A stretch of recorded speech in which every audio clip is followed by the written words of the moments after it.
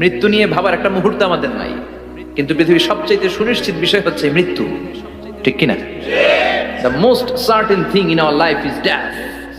আমাদের জীবনের সবচাইতে সুনিশ্চিত বিষয় হচ্ছে মরণ, মরবই আমরা। And the most uncertain thing in our life is the time of death. আর আমাদের জীবনের সবচেয়ে অনিশ্চিত বিষয় হচ্ছে মৃত্যুর সময়। আমরা জানি না মরবো, যে এটা জানি, জানেন না, কিন্তু কখন মরবো এটা জানি। দুনিয়ার সম্পদ, লোভ, লালসা এগুলো নিয়ে পড়ে থেকো না। এই যে আমাদের ফ্যামিলি, আমাদের বাচ্চা কাচ্চা, আমাদের এত টাকা পয়সার হিসেব, মাস শেষে বাড়ি ভাড়া, গ্যাসের বিল, এটা সেটা, আপনি কি মনে করছেন যে আপনি চলে গেলে এগুলো থেমে থাকবে? কিছুই থেমে থাকবে না, সব চলবে আগের মতো, থাকবেন না আপনি। আমিহীন দুনিয়া মানে এমন দুনিয়া যেটাতে আমি নাই, সব চলে। সকাল গড়িয়ে বিকেল হয়, শীত শেষে গ্রীষ্ম আসে, দিন শেষে রাত নামে, সব চলে, নাই শুধু আমি। চিল্লায় বলেন ঠিক কিনা? অনেক ব্যস্ত আমরা। এই দুনিয়ার পুরো জীবনটা এটা হচ্ছে লালসাময় একটা জীবন, লোভ, মরিচিকা, মায়াজাল। এই মায়াজালে আমরা আটকে আছি, ফলে মৃত্যুর কথা আমরা ভুলে গিয়েছি। পাগলের মতো ছুটছি, আরো টাকা লাগবে, আরো খ্যাতি লাগবে, আরো যশ লাগবে, আরো দাপট লাগবে আমার। এত টাকা দিয়ে কি হবে? এত সম্পদ দিয়ে কি হবে? এত ব্যস্ততা দিয়ে কি হবে তোমার? স্টপ, থামুন, অনেক হয়েছে, আন্না, থামুন। Take a rest, take a breath and think about death. Think that you have to go back to your Lord. একটু বসেন না, একটু ভাবেন যে আমাকে চলে যেতে হবে, চলে যেতে হবে। এই কোলাহল, এই ব্যস্ততা, এগুলো থাকবে, থাকবো না আমি। সাইয়েদনা ওমর ফারুক বলেছেন, মুতু ক্বাবলা আন তামুতু, মরার আগে একবার মরো। হাসিবু ক্বাবলা আন তুহাসাবু আলাইকুম, তোমার হিসাব নেওয়ার আগে তুমি একবার নিজের হিসাবটা করো না। কাগজ বের করে একটু লিখো না কি কি ভালো কাজ করছিলা, যেগুলো দিয়ে নাজাতের ওয়াসিলা হতে পারে, 1 2 3, আর কি কি আকাম কুকাম করছো দেখো না, লিখে দেখো তোমার অবস্থাটা কি। মরার আগে একবার মরো। মরার আগে খাটের মধ্যে শুয়ে শটান করে চোখ বন্ধ করে একবার মরার ভান করে দেখেন কেমন লাগে। চোখটা বন্ধ করেন আর ভাবেন আপনি নাই, কি কি হতে পারে ভাবেন। আপনার ছেলে মেয়েরা কান্না জুড়ে দিবে, আপনার প্রাণের স্ত্রী বিলাপ শুরু করে দিবে, বন্ধু বান্ধবের চিৎকার আর মাতম, স্থানীয় এলাকার মসজিদে ঘোষণা, অমুক এলাকার নিবাসী অমুক ভাই, অমুকের ছেলে অমুক দুনিয়ায় নাই। সব আত্মীয়রা চলে আসবে, ফেসবুকে স্ট্যাটাস দেয়া হবে, সবাই সবাইকে জানাবে বিকাল 4টায় অমুক হাই স্কুল ময়দানে আপনার জানাজা। ছুটে আসবে, সবাই ছুটে আসবে আপনাকে শেষ বিদায় দিতে, গুড বাই জানানোর জন্য, আল ওয়াদা, বিদায় জানাতে আসবে সবাই। 4 তাকবীর দিয়ে আপনার জানাজা হবে, অশ্রুসিক্ত জানাজায় আপনার বিদায় হবে। কাঠের খাটিয়ার মধ্যে করে কাঁধে তুলে আপনারে কবরে নেওয়া হবে, আগে থেকে খুঁড়ে রাখা কবরটার মধ্যে আপনারে বিছিয়ে দেয়া হবে, বাঁশের কচি দিয়ে তার উপরে মাটির চাপা দিয়ে সব চলে যাবে। ভাবেন না একবার চোখ বন্ধ করে, this is the circle of life, this is the nature of life. এটা সবার হবে, আমার হবে, আপনার হবে। এত মায়া, এত ভালোবাসা কই যাবে? কেউ থাকবে না, সবাই আপনার অন্ধকার কবরে রেখে দিয়ে চলে আসবে। উপরে বাঁশের কঞ্চি, তার উপরে মাটির চাপা, অন্ধকার আর অন্ধকার। এই অন্ধকার যেন শেষ হতে চায় না, শুধুই অন্ধকার, ঠিক কিনা? এজন্য আমাদের চলে যেতে হবে। দাদা গেল, চাচা গেল, মামা গেল, আমাদেরকেও যেতে হবে, জোরে কোন ঠিক কিনা? একদিন মাটির ভেতরে হবে ঘরে মন আমার, কেন বন্ধ দালান ঘর, প্রাণ পাখি উড়ে যাবে পিঞ্জর ছেড়ে, ধরা ধামে সবই রবে, তুমি যাবে চলে, বন্ধু বান্ধব যত, মাতা পিতা দ্বারা সুত, সবই হবে তোমার পরে, মন আমার কেন বান্ধ দালান ঘর, একদিন মাটির ভেতরে হবে ঘরে মন আমার, কেন বান্ধ দালান ঘর, ঠিক না? সব করে থাকবে, চলে যেতে হবে আমাদেরকে। এজন্য আখিরাতের কথা যেন আমাদের স্মরণ হয়। বিষ্ণুই বলতেন, নাহাইতুকুমান জিয়ারাতিল কবুর, আমি তোমাদেরকে কবর জিয়ারত করতে আগে নিষেধ করতাম, কিন্তু এখন নিষেধাজ্ঞা প্রত্যাহার করে নিলাম। এখন সব সময় তোমরা কবরের সামনে যাবার, জিয়ারত করবা। কবরস্থানে জানতো বড়ুয়া কৃষ্ণপুরের এই গ্রামের কবরস্থান আছে? কোন দিকে? পূর্ব দিকে আছে, গোখরার জলের ওদিকে যান আপনারা, একটু যাবেন, একটু গেলে আখিরাতের কথাটা স্মরণ হবে। ওখানে ছোট শিশুরা শুয়ে আছে, কিশোর যুবকরা আছে, আপনার মতো তাগড়া যুবক মুরব্বীরা আছে। এরা এই এলাকায় থাকতো, এরা আকাশ থেকে নেমে আসে না, এই এলাকার সন্তান আজ নাই। একটা সার্টেন পিরিয়ড শেষে আপনিও থাকবেন না। This is the nature of life, this is the circle of life. ছোট্ট শিশু হয়ে এসেছিলেন, শৈশব, কৈশোর, যৌবন, প্রৌঢ়ত্ব। আগে ছিলেন সিঙ্গেল, বিয়ে করে হয়ে গেলেন ডবল। এরপরে আল্লাহ আপনাকে একটা মেয়ে দিল, এরপরে মেয়েকে বিয়ে দিয়ে শ্বশুর হলেন, এরপরে ওই মেয়ের ঘরে সন্তান হতে নানা হলেন। আর কতদিন? অনেক দিন হলো তো, অনেক লম্বা সময় পেয়েছেন আপনি। Think about that. এবার যাওয়ার কথা ভাবেন, আখিরাতের সামানের কথা ভাবেন, ফিরে যেতে হবে। কি শক্তিশালী যুবক, বার্ধক্য চলে আসলে লাঠি ছাড়া চলতে পারে না। কুচকুচে কালো দাড়ি সাদা হয়ে যায়, দাড়ির শুভ্রতা, বয়সের ভার, রং ধরা যৌবন জং ধরে শেষ, ঠিক কিনা? This is the circle of life. যুবক ভাইরা, এটাই জীবন, চলে যেতে হবে, কেউ থাকতে পারবে না, ঠিক কিনা? এটা রিমাইন্ডার আল্লাহ এই সূরার ভেতরে দিয়েছেন যে তোমাদেরকে ফিরে যেতে হবে, এই লোভ লালসা ছেড়ে দাও। রব্বুল আলামিন বলেন, আলহাকুমুত তাকাসুরু হাত্তা যুরতুমুল মাকাবির। ও গোলাম, দুনিয়ার সম্পদ, লোভ লালসা তোদেরকে পাগল বানিয়ে দিয়েছে। এই লোভ পাগলামি কোনোদিন তোদের থামবে না যতদিন না তোরা কবরে ঢুকবি, ঠিক কিনা? কার কথা? আল্লাহ বললেন, দুনিয়ার সম্পদ আর লোভ আর মোহে তোমরা গাফেল হয়ে গিয়েছো। আখিরাতের কথা বেমালুম তোমরা ভুলে গিয়েছো। কিন্তু আখিরাতে তোমাদের যেতেই হবে, কবরের বাড়িতে তোমাদের ঢুকতেই হবে, ঠিক কিনা? যেতেই হবে, আমরা ভুলে যাই।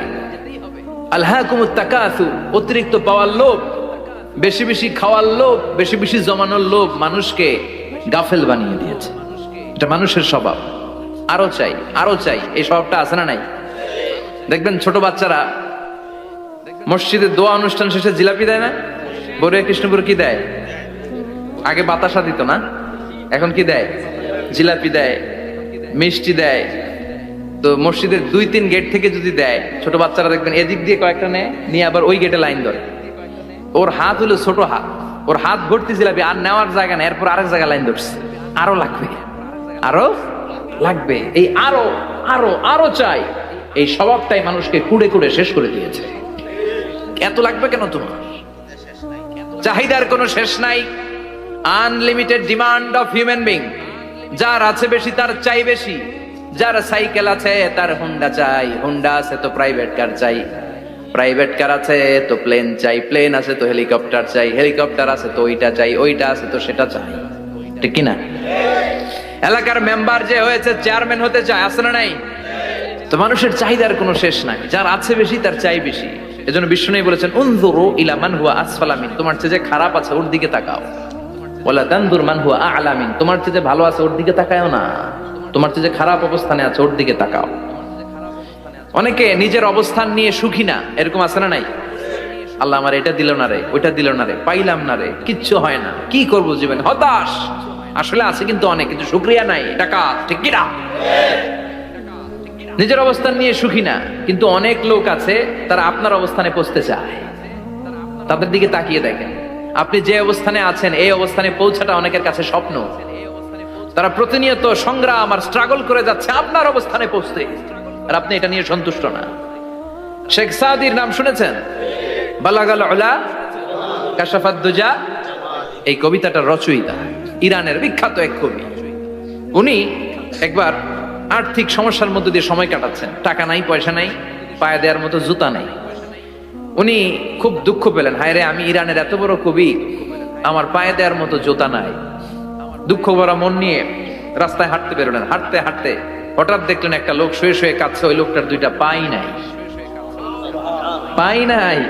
উনি সেজদায় পড়ে গেলেন, আল্লাহর কাছে ক্ষমা চাইলেন, আল্লাহ অনেক দিয়েছো, শুকর আলহামদুলিল্লাহ। এজন্য যেই পরিস্থিতিতেই থাকি না কেন আমরা কি পড়বো? জোরে বলেন, কি পড়বো? এজন্য আল কানাতু মিনাল ইসলাম, অল্পে তুষ্ট থাকার নাম হলো ইসলাম। সম্পদ লাগবে কিন্তু সম্পদের পাহাড় লাগবে না, ঠিক কিনা? অল্প খান, অল্প পড়েন, অল্প জামান, অল্পের ভেতরে বরকত ঢুকায়া দিছে কে? দেখবেন যাদের সম্পদ অল্প তারা সুখী বেশি। জরিপে এটা দেখা গিয়েছে, অনেক সার্ভেতে এটা এসেছে, যারা সম্পদশালী এরা দুঃখী বেশি, এদের দুঃখ বেশি, টেনশন বেশি, খুব স্বাভাবিক। টাকা যার বেশি রোগ তার বেশি, টাকা যার বেশি টেনশন তার বেশি, টাকা যার বেশি ঘরে শান্তি তার কম। আছে না নাই? ঘরের ভেতরে অশান্তি, ছেলে কথা শোনে না, ছেলে টানে গাঞ্জা, মেয়ে করে পরকিয়া। আছে না নাই? স্ত্রী কথা শুনে না, ভালোবাসা নাই, ঘরটা জাহান্নামের টুকরা। রোগ বালাই, এক একটা হসপিটাল বিল পরিশোধ করতে মাসে 5 লাখ 10 লাখ। আছে না নাই? কিছু খেতে পারে না, ডাক্তার একেবারে ডায়েট মেনু বেঁধে দিয়েছে। Diet, very diet menu. এটা এটা এটা এটা কিছুই খাবেন না, শুধু গরু খাবেন না, খাসি খাবেন না, চিংড়ি খাবেন না, খালি ঘাস খাবেন। ইচ্ছে মতো ঘাস খাবেন, মানে ঘাস জাতীয় যত আইটেম আছে সব খাবেন। শাক খাবেন, সবজি খাবেন, সালাদ খাবেন। গরু, চিংড়ি, মুরগি, গোশত, ইলিশ কিছু খেতে পারে না। তাহলে রোগ বেশি, খাওয়ার মজা নাই, ঘরে সাংসারিক শান্তি নাই, খালি ব্যারাম আর ব্যারাম। ঠিক কিনা? কিন্তু সম্পদের পাহাড় ঘটেছে। আর অল্প যারা খায়, অল্প পড়ে, রিক্সাওয়ালা, কুলিওয়ালা, অল্প বেতনের চাকরি, কিন্তু হক হালালি মেনে চলে, দেখবেন শান্তি আছে অনেক। হ্যাঁ, বাসা ভাড়া দেয়, ফ্যামিলি চালায়, বাচ্চাদের স্কুল বিল, এরপরও মাস শেষে 1-2 হাজার টাকা হাতে থেকে যায়। আর ওর প্রতি মাসে 10 কোটি টাকা ইনকাম, তারপরও ব্যাংকের ঋণ আছে না নাই? সুখ কারে বলে? কিভাবে আপনি সুখকে ডিফাইন করবেন? সুখ তো টাকায় কিনা যায় না, শান্তি টাকা দিয়ে হয় না। শান্তি দেওয়ার মালিক কে? শান্তি আছে অল্প খেয়ে শুকর করার মধ্যে, শান্তি আছে আলহামদুলিল্লাহর মধ্যে। চিল্লায় বলেন ঠিক কিনা? এজন্য অল্প খাবো, অল্প পড়বো, অল্প জামাবো, অল্পের ভেতরে বরকত দিয়েছে কে? দেখেন, ধনী ভাইরা খেতে পারে না, কিন্তু রিকশালার কি সমস্যা হয়? রিকশালারা সব খেতে পারে। কুলিওয়ালা, দিনমজুর, এরা একেবারে স্লিম সুঠাম দেহি, মেদহীন পেট, পেটে কোনো মেদ নাই, ভুড়ি নাই। আর কোটিপতিদের মেদ আছে না নাই? এত বড় বড় পেট। ঠিক কিনা? আমাদেরও পেট আছে, তবে হালাল পেট। এটা হারাম টাকা দিয়ে এই ভুড়ি বানাই নাই আমরা। ছেলে বলেন ঠিক কিনা? রিকশাওয়ালা, কুলিওয়ালা নিজেও নামাজ পড়ে, বউও নামাজ পড়ে, বাচ্চাটাও নামাজ পড়ে, রিকশা চালায় আর জিকির করে লা ইলাহা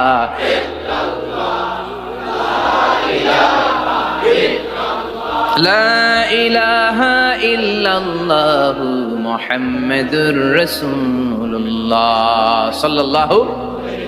সুখ আর শান্তি, তাদের ঘরে সুখ। ধনী, কোটিপতি, ভিআইপি, সিআইপিস, এদের রাতে ঘুম নাই। 1 ঘন্টা ঘুমানোর জন্য 4টা ট্যাবলেট খাওয়া লাগে, এরকম আছে না নাই? কিন্তু ঘুমের জন্য যে ট্যাবলেট খাওয়া লাগে, রিকশাওয়ালা এটা জানেই না। ওর যেখানে রাইত ওইখানেই, ওর মাথা বিছনায় লাগতে দেরি, ওর ঘুম আসতে দেরি হয়। ওর ঘুমে নাকের ডাকের আওয়াজে ট্রাকের ইঞ্জিনও ফেল। সুবহানাল্লাহ পড়েন। এজন্য অনেক বেশি সম্পদের পাহাড় করা লাগবে, এই চিন্তা যেন আমাদের মাথায় না আসে। চিল্লায় বলেন ঠিক কিনা? এজন্য রব্বুল আলামিন বলেন আল্লাকুমুত তাকাসুর হাত্তা যুরতুমুল মাকাবির। বেশি বেশি সম্পদ উপার্জনের আকাঙ্ক্ষা তোমাদেরকে আখিরাত থেকে গাফেল বানিয়েছে। এই গাফলতি কশিনকালেও তোমাদের কমবে না যতক্ষণ না তোমরা কবরে ঢুকবা। হাত্তা যুরতুমুল মাকাবির, মাকবারাতুনের প্লুরাল মাকাবির, যতক্ষণ না কবরে না ঢুকবা, কবরস্থান তোমার আবাসস্থল না হবে, ততক্ষণ পর্যন্ত এই চাই চাই মানসিকতা কমবে। মানুষের স্বভাব হলো আরো চাই, আরো চাই, আরো চাই করে। ফকিরেরা কারা? আল্লাহ গালি দিয়ে বললেন তোরা সব ফকিরনি। তোরা কি? ইয়া আইয়ুহান নাসু আনতুমুল ফুকারাউ ইলাল্লাহ ওয়াল্লাহু হুয়াল গনিয়ুল হামিদ। সুবহানাল্লাহ পড়েন। আল্লাহ ডেকে বললেন গোলাম আনতুমুল ফুকারা ইলাল্লাহ, তোমরা সবাই ফকির, ধনী হলো একজন, তিনি কে? আল্লাহ শুধু ধনী। আর মানুষের স্বভাব হচ্ছে আরো চাই, আরো চাই। ওর 2 তলা বিল্ডিং, আমার 3 তলা লাগবে। ওর 2টা গাড়ি আছে, আমার 3টা লাগবে। আছে না নাই? বিশ্বনবী বললেন কিয়ামতের আগ দিয়ে মানুষের মধ্যে আকাঙ্ক্ষায় প্রতিযোগিতা বেড়ে যাবে, প্রতিযোগিতামূলক টেন্ডেন্সি। কার চেয়ে কে বড় হতে পারে, কার চেয়ে কে বেশি টাকার পাহাড় বানাতে পারে। আছে না নাই? বিশ্বনবী বললেন ওয়ান তারাল হুফাতাল উরাতাল আলাতা রিয়া আশাইয়াতা তাওয়ালুনা ফিল বুনিয়ান। কিয়ামতের আগে এমন কিছু লোক যাদের গায়ে দেওয়ার মতো জামা ছিল না, পায়ে দেওয়ার মতো জুতা ছিল না, পেটে দেওয়ার মতো খাবার ছিল না, সমাজের কেউ তাদেরকে চিনতো না। হঠাৎ করে এই লোকগুলো ধনী হয়ে যাবে। and they will start to construct, they will compete to construct high rises building in the cities. শহরে গ্রামে এরা বড় বড় বিল্ডিং বানানো শুরু করছে। সরকারের কাছাকাছি চলে আসছে এই যে বিল্ডিং বানানোর প্রতিযোগিতা। কুমিল্লা শহরে আজ থেকে 20-25 বছর আগে 5 তলা 6 তলা একটা বিল্ডিং ছিল না, এখন 10 তলা 20 তলা। আছে না নাই? ঢাকায় আজ থেকে 20 বছর আগে 10 তলা বিল্ডিং খুঁজে পাইতেন আপনি? নাই। গোটা বিশ্বব্যাপী এখন টাওয়ার বানানোর প্রতিযোগিতা। বিশ্বনবী বলেন এদের কোনো টাকা ছিল না। পৃথিবীর সবচেয়ে বড় টাওয়ার এখন আরব দেশে, এদের কোনো টাকা ছিল না। আরব দেশের সৌদি আরব, কাতার, কুয়েত, বাহরাইন এখন স্বর্ণ আর তেলের খনি পেয়ে আল্লাহরে ভুলে যায়। এদের খাওয়ার মতো কিছু ছিল না। এদেরকে আমার দাদারে শুনতাম বলতো কাবলিওয়ালা বলতো। কি বলতো? এদেশে আসতো জায়নামাজ, তসবি ছড়া, খেজুর টেজুর বিক্রি করার জন্য। এরা জেলে পাড়ার লোক ছিল। আরব সাগরের তীরবর্তী এলাকার মানুষ, সাগরের মাছ মেরে এরা জীবন ধারণ করতো। আল্লাহ এদেরকে তেলের খনি দিলেন, গ্যাসের খনি দিলেন। এখন তারা বড় বড় টাওয়ার বানায়। আছে না নাই? বুর্জ আল খলিফা, কি উঁচা বিল্ডিং, 828 মিটার উঁচু। জেদ্দা আছে 1000 মিটার উঁচু কিংডম টাওয়ার। তাইওয়ানে আছে তাইপেডাং টাওয়ার 101 তলা। মালয়েশিয়া আছে পেট্রোনাস টুইন টাওয়ার 88 তলা। চায়নাতে আছে সাংহাই টাওয়ার, একটার পর একটা টাওয়ার। প্রতি বছর অ্যানাউন্স করতেছে যে ওদেরটা আছে আমাদেরটা বড় বানাবো। কাতার কয় ওরা বানাইলে আমরা পারবো না কেন, আমরা বানাবো আরো বড়। আছে না নাই? শাগালাত কুমুত্তাকাসুর, যে আরো লাগবে, আরো বড় হতে হবে, এই টেন্ডেন্সি মানুষকে আখিরাত থেকে একেবারে গাফেল বানিয়ে দিয়েছে। চিল্লায় বলেন ঠিক কিনা? টাকার পাহাড় বানাতে চায়, দরকার থাকলেও চায়, না দরকার থাকলেও চায়। বর্তমান পৃথিবীর সবচেয়ে ধনী লোকটার নাম জানেন? কি নাম? হ্যাঁ, বিল গেটস। ওর যে কত টাকা ও নিজেও জানে না। ওর পকেট থেকে যদি $100 একটা বান্ডিল পড়ে যায়, এটা তুলতে ওর যত সময় লাগবে, ও না তুলে যদি হেঁটে যে আইডিয়া নিয়ে হাঁটতেছিল ওইটা নিয়ে হাঁটে, ওদিকে আরো বেশি ইনকাম হয়ে যাবে। এত টাকা তার, এটা তোলার সময় তো তার নাই। ওয়ারেন বাফেট নাম শুনছেন? হাজার হাজার কোটি ডলারের মালিক। Prince Waleed bin Talal, Saudi ধনকুবের নাম শুনেছেন? ওর একটা বিমান আছে, প্রাইভেট জেট প্লেন। এই বিমানটার 70% মেড অফ গোল্ড। বিমানের 70% স্বর্ণ দিয়ে বানানো। গত কয়েক বছর আগে আমি ব্রুনাই গিয়েছিলাম। ব্রুনাইয়ের সুলতানের নাম হাসান আল বালখিয়া। উনি একটা প্যালেস আরবিতে বলে কাসার, মানে হচ্ছে রাজপ্রাসাদ। পৃথিবীর সবচাইতে বড় রাজপ্রাসাদ ব্রুনাইতে বান্দার শ্রী বেগাওয়ানে অবস্থিত। আমি গিয়েছি ওখানে। প্রায় 1800 থেকে 2000 কক্ষ আছে ওই প্যালেসে, রাজপ্রাসাদে। ওই রাজপ্রাসাদের টয়লেটের কমোড গুলো মেড অফ গোল্ড, স্বর্ণ দিয়ে বানানো। নাউজুবিল্লাহ পড়বেন না? এই হাসান আল বালকিয়া নিজে বিমান চালায়। ওর সংগ্রহে 500টা রোলস রয়েস লাক্সারিয়াস কার আছে। 500 রোলস রয়েস। গুগল, ইউটিউব যারা করেন সার্চ দিলে দেখবেন ওর কি পরিমাণে গাড়ি। রোলস রয়েস গাড়ি হচ্ছে one of the luxurious car in the world. Car ব্র্যান্ডের মধ্যে যত দামি কার ব্র্যান্ড আছে, এর মধ্যে রোলস রয়েস একটা, যেগুলোর দাম কমসে কম এদেশের টাকায় 8 কোটি থেকে 10 কোটি টাকা। আচ্ছা বলেন, এই গাড়িগুলো যারা হাই প্রোফাইলের ভিআইপিস, তারা ফ্যামিলির সবাইকে যদি একটা করে গাড়ি দেয়, একজনের কয়টা গাড়ি দরকার? 5টা, 10টা, 20টা। বললাম যে 20টা গাড়ি লাগবে ওনার। 500 গাড়ি দিয়ে উনি কি করবে? তার সংগ্রহে 500টা রোলস রয়েস। স্বর্ণেরও গাড়ি আছে, তার স্বর্ণের পালঙ্ক আছে, আমি দেখে এসেছি। পোরশে, ফারারে, লাম্বরগিনি, এই টাইপের যে ব্র্যান্ড গুলো আছে, অভাব নাই। তার মানে আছে, যার বেশি চায় তত বেশি। চিৎকার করে বলেন ঠিক কি না? এজন্য আল্লাহ বললেন আল্লাহকুমুত তাকাসুরু হাত্তা যুরতুমুল মাকাবির। দুনিয়ার লোভ তোমাদেরকে আখিরাত থেকে গাফেল বানিয়ে দিয়েছে। দুনিয়ার লোভ লালসার মধ্যে পড়ে আখিরাতকে বেমালুম তোমরা ভুলে গিয়েছো। এই গাফলতি কোনোদিন কমবে না যতদিন না তোমরা কবরে ঢুকো। ঠিক কি না? সম্পদ উপার্জনে ইসলাম বাধা দেয় না, কিন্তু সম্পদ হৃদয়ে স্থান দেয়া যাবে না। সম্পদ উপার্জন করতে হবে, খরচ করে ফেলতে হবে। বেশি সম্পদশালী হতে হলে আল্লাহর সন্তুষ্টির জন্য যাকাত দিতে হবে। কে দিতে হবে? দে যাকাত, দে যাকাত, তোর দিল খুলবে পরে, আগে খোলো খাত। দে যাকাত, দে যাকাত, তোরা দে রে যাকাত। ঠিক কি না? দিল পরে খুলবে, আগে হাত খোলেন। হাত খুললে দেখবেন দিলটারে খুলে দিয়েছে কে? সাইয়েদনা মুসা আলাইহিস সালামের জামানায় ওনার চাচাতো ভাই ছিল মিশরের সবচাইতে বড় ধনী, যাকাত দেয় নাই। তার কি করুণ পরিণতি হয়েছে কোরআনে আছে না নাই? এত সম্পদ ছিল, তার সম্পদগুলো সে সিন্ধুকে আটকে রাখতো। আর এই সিন্ধুকের চাবিগুলো আলগানোর জন্য, কাঁধে নেওয়ার জন্য 10 জন লোক লাগতো। সিন্ধুক কাঁধে নেওয়ার জন্য, সিন্ধুকের চাবির গোছা কাঁধে নেওয়ার জন্য কয়জন? তাহলে কি পরিমাণ সম্পদ ছিল? সাইয়েদনা মুসা বললেন, সম্পদের মালিক তুই হস নাই, আল্লাহ বানাইছে। কারণ বলে ইন্নামা উতিতুহু আলা ইলমিন ইনদি, আল্লাহ আমারে সম্পদ দেয় নাই, আমি আমার মেধা খাটিয়ে সম্পদ বানিয়েছি। যাকাত আমি দিব না, মুসা বললেন তাহলে আযাবে পড়বি, কারণ কয় পারলে আযাব আন, পারলে আযাব আনো। আল্লাহ বললেন ফাখাসাফনা বিহি ওয়া বিদারহিল আরদ, ও মুসা নিরাপদ দূরত্বে চলে যাও, এখনই ভয়ঙ্কর ভূমিকম্প হবে, আযাব দেব, কারণ সহ কারণের সব সম্পদ আমি জমিনের ভেতরে ঢুকায়া দেব। আমি নিজে কারণের বাড়ি দেখে এসেছি। মিশরের রাজধানী কায়রো থেকে প্রায় 150 কিলো দূর একটা জেলা আছে ফায়ুম জেলা, ওইখানে কারুনকে আল্লাহ তার সব সম্পত্তি সব মাটিতে দাবিয়ে দিয়েছেন। দাবাতে দাবাতে হাঁটু পর্যন্ত যখন কারুন জামিনে দেবে যায়, ভাবছে উঠে যাবে, কোমর পর্যন্ত যখন মাটির মধ্যে দেবে যায় ভাবছে উঠতে পারবে, গলা পর্যন্ত যখন দেবে যায় হাত তুলা কয় আমি ঈমান আনলাম, ও মুসা সব সম্পদ তোর আর তোর আল্লাহর লইয়া যা, খালি আমারে বাঁচা, আমারে। সব গাদ্দারদের একই পরিণতি। ফেরাউনরেও যখন আল্লাহ লোহিত সাগরে পানি খাওয়াতে খাওয়াতে পেটটা এত বড়, হাত তুলা কয় আনামিনাল মুসলিমিন, আমি মুসলমান, আমি ভালো মানুষ। আল্লাহর কোরআন সাক্ষী, সে বলেছে আনামিনাল বনি ইসরাইলরা যে আল্লাহরে মানে আমিও তারে মানি, আমিও আল্লাহর দলের একনিষ্ঠ কর্মী। আর পানি খাইতে পারি না, আল্লাহ বাঁচাও, আল্লাহ কয় আরো খা। শেষ, ফেরাউন শেষ, নমরুদ শেষ, কারুন শেষ, পুরো সম্পদ সহ আল্লাহ কারুনকে জামিনের ভেতরে দাবিয়ে দিলেন।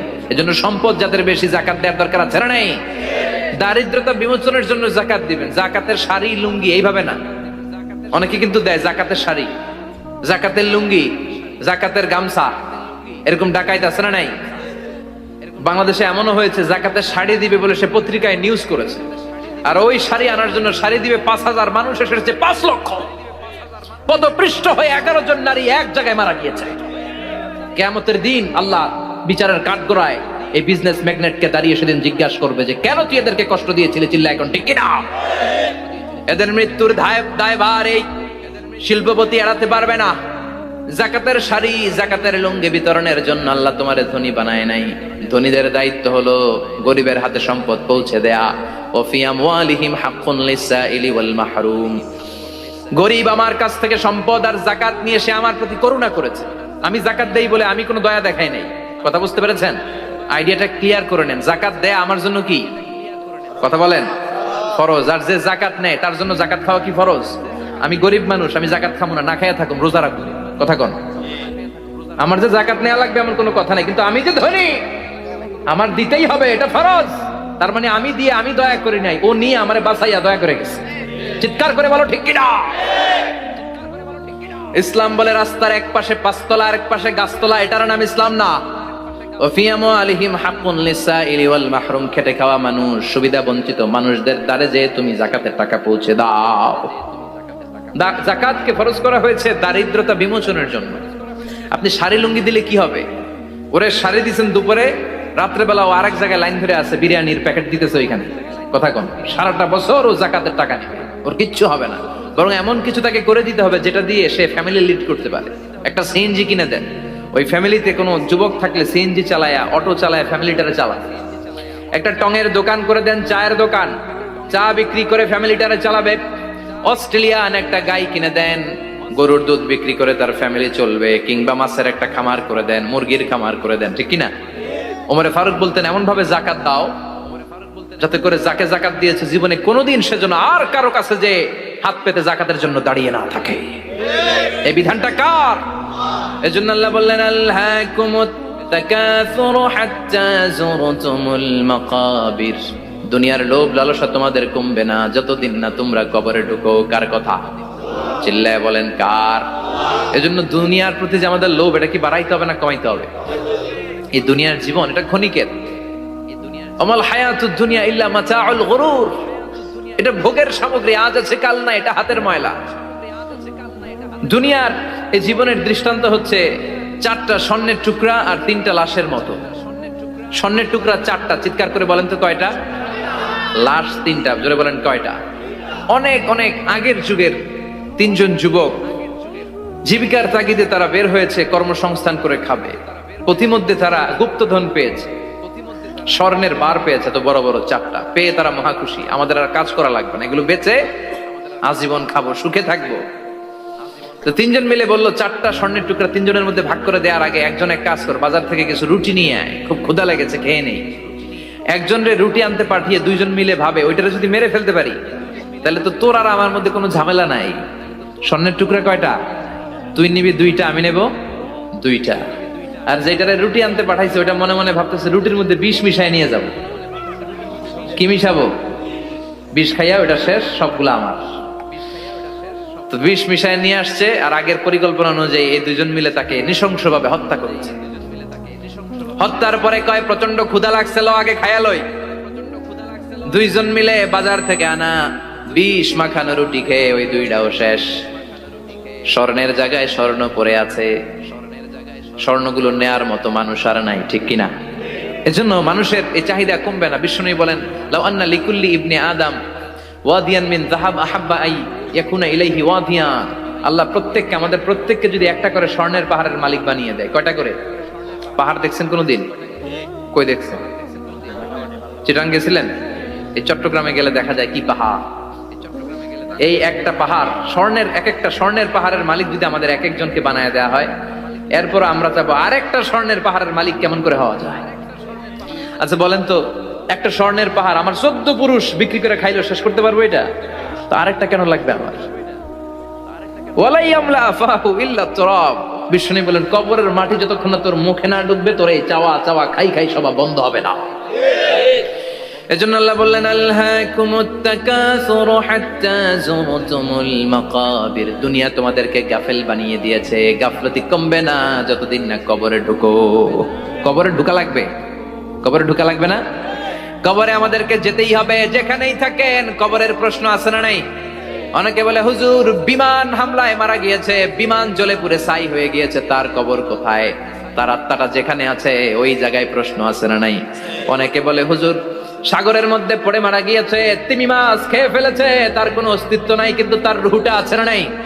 প্রতিটা রুহু সংরক্ষণ করে কে? প্রত্যেকটা আত্মা আল্লাহর কাছে সংরক্ষিত থাকে। প্রতিটা রুহু, প্রতিটা মানুষ মালাকুল মাউতকে দেখতে পায়। আপনিও দেখবেন, আমিও দেখব। মুমিনদের কাছে এসে মালাকুল মাউত একজন যুবকের বেশে সাদা ধবধবে জুব্বা পরে সুগন্ধি মেখে মুমূর্ষু ব্যক্তির শিয়রে বসে বসে বলে, ইয়া আইয়াতুহান নাফসুল মুতমাইন্না, হে প্রশান্ত আত্মা, উখরুজি ইলা মাগফিরাতুল্লাহি ওয়া রিদওয়ানি, আল্লাহর ক্ষমা আর দয়ার দিকে বের হয়ে আসো। বলা মাত্রই মুমিনের আত্মাটা স্মুথলি বের হয়ে আসে। কাফান মিন আকফানিল জান্নাহ, হানুত মিন হানুতিল জান্নাহ, জান্নাত থেকে আনা সুগন্ধি কাফনের মধ্যে পেঁচিয়ে তিনি রূহটাকে নিয়ে ইল্লিনে চলে যায়। সরাসরি দেখে মালাকুল মাউতকে। আর যারা ইসলাম বিরোধী, কোরআন বিরোধী, তাদের সামনে এসে মালাকুল মাউত ত্রাস সৃষ্টি করে। আগে ধমক। হাইওয়েতে মাঝে মাঝে ডাকাতি হয় না? বাসগুলোর মধ্যে যখন ডাকাতি হয়, বাসে থাকে 50 জন, ডাকাত ঢুকে 5 জন। এই 5 জনের ভয়ে সবগুলো পেশাব করে দেয়, কারণ ত্রাস সৃষ্টি করে। এসেই চাইনিজ কুড়াল দিয়ে আগে কুবায় দেয় 4-5 জনের। রক্ত দেখে কি দেওয়ার সব আগে রেডি করে রাখে। মালাকুল মাউত এসে কাফের নাস্তিক মুশরিকদের সামনে সেরকম একটা ত্রাস সৃষ্টি করে, ভয়ে লোকটা কাঁপতে থাকে। ওর কাছে ভদ্র ভাষায় কথা বলে না, সুন্দর জামা পরে আসে না, কালো কুচকুচে চেহারা, ভয়ঙ্কর একটা রূপ নিয়ে, আকৃতি নিয়ে ইসলাম বিরোধীদের মাথার সামনে আসে। দুর্গন্ধযুক্ত চেহারার দেহ নিয়ে ধমক দিয়ে বলে, ও পাপাত্তা, ইয়া আইয়াতুহান নাফসুল খাবিসা উখরুজি ইলা গাদাবিল্লাহ, হে পাপাত্তা, আল্লাহর রাগ, ক্রোধ আর গজবের দিকে বের হয়ে আয়। মুমিনের আত্মা বলার সাথে সাথে যেমনি মুমিনের দেহ থেকে বের হয়ে জান্নাতি কাফনের ভেতরে ঢুকে, কাফেরদের আত্মাও কি এরকম তাড়াতাড়ি বেরোতে চায় নাকি?